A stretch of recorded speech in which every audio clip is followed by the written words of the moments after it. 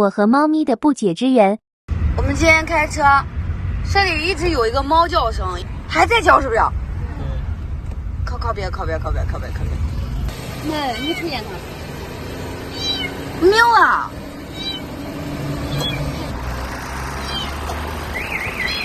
此时，我想对观看视频的朋友们说，在那儿，开门。猫咪比较胆小，往往喜欢躲在隐蔽、黑暗的地方，而车底是最不容易被发现的，会让它觉得非常有安全感。且猫咪不喜欢被人打扰，车底或车机内部比较狭小，有人接近它是比较困难的，所以猫咪喜欢躲在车下。昨天晚上它在别人的车里，然后我看在车盖里边，我们就上楼睡觉了。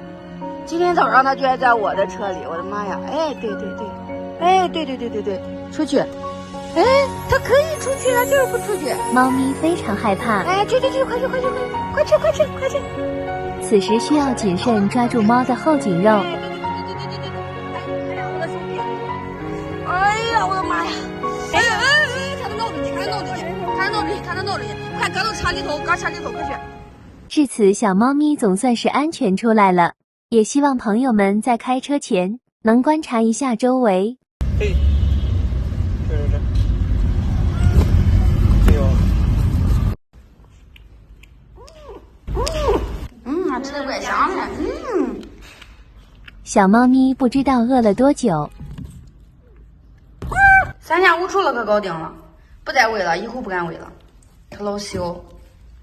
到了新环境，猫咪非常紧张。藏哪溜了？叫我看看。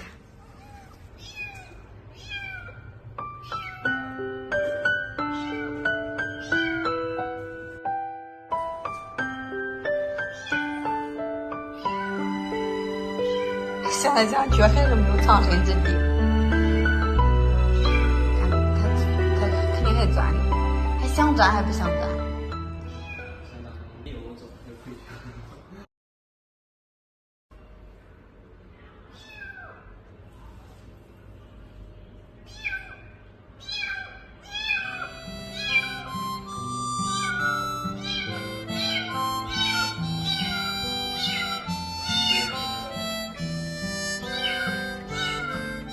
把它带到隐秘的地方吧。